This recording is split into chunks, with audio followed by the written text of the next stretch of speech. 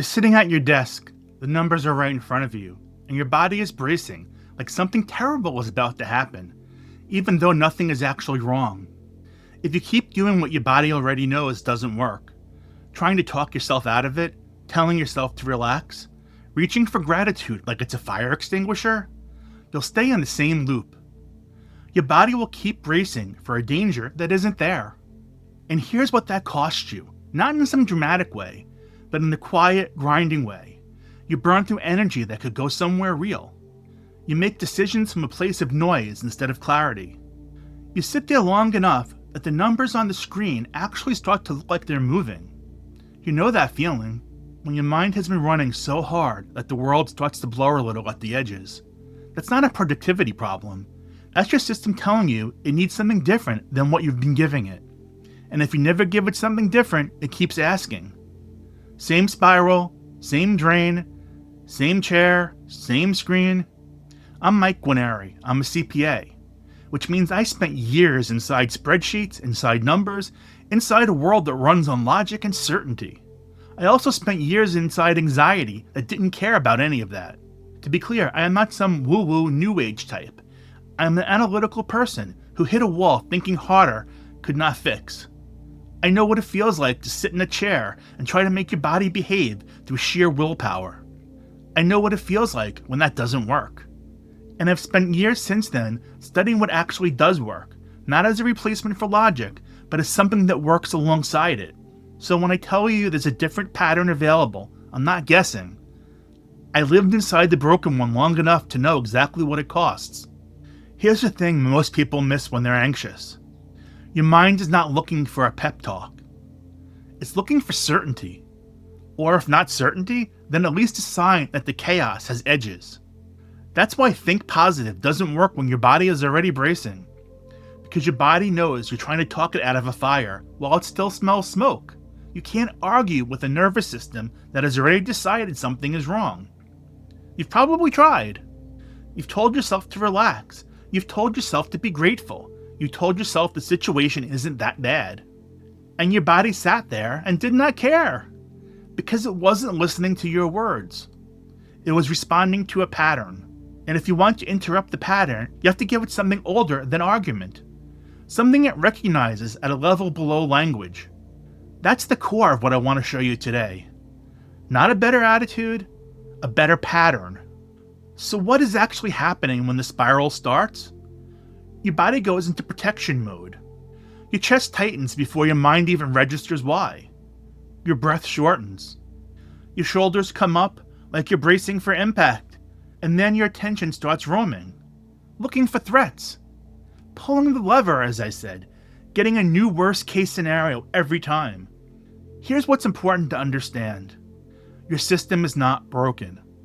It's doing exactly what it was designed to do. It's scanning for danger and trying to find the edges of the problem so it can protect you. Trouble is, when the threat isn't a physical thing you can outrun or solve in the next 5 minutes, that scanning just loops, just keeps running. It keeps pulling the lever. And the longer your attention roams without finding a clear path, the harder your body braces. It's a feedback loop. Roaming attention tells your body there's no safe place to land. Your body hears that and braces harder, which makes your attention roam more. And around it goes.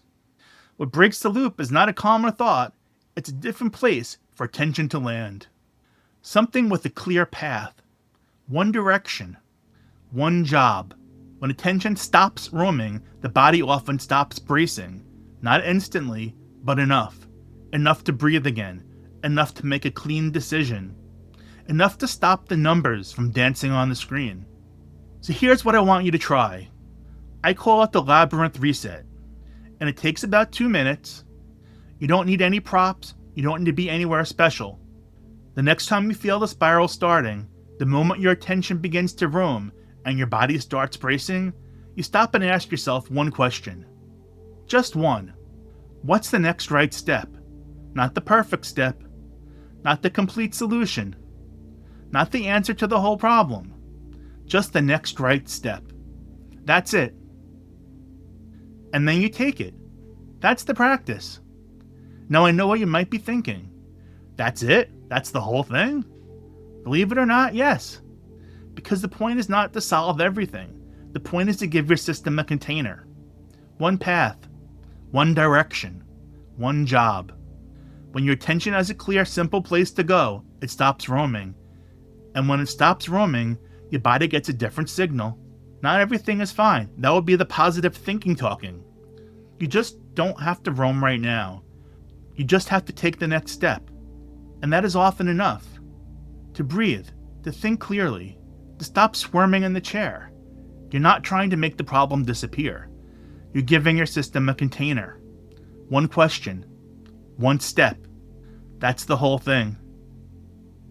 Here's what I want you to know about what happens when you actually use this.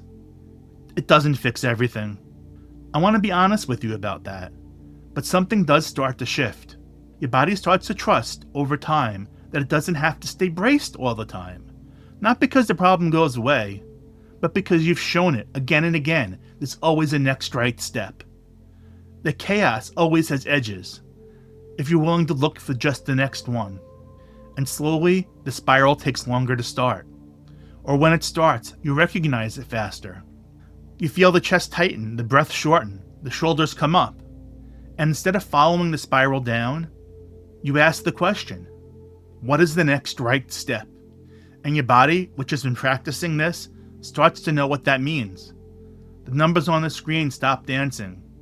Not because you forced them to, but because you gave your attention somewhere clear to land. That's the sneaky part of this. It doesn't feel like much while you're doing it. One question, one step.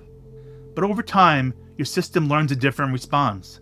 Not everything is fine, just I know what to do next. And for a nervous system that has been roaming, looking for edges, that is a completely different experience. Your nights get a little quieter. Your decisions come from a cleaner space. You stop squirming in the chair quite as much. Not perfectly, but enough. Here's the question I want you to sit with today. The next time your body starts bracing and you reach for the usual thing, the positive thought, the just relax, the gratitude you're forcing yourself to feel, what would it mean to give your attention a path instead of an argument? If you want to go deeper with this kind of work, check the description. I keep my current offerings there, the things that actually help you work with your mind in a real, grounded way.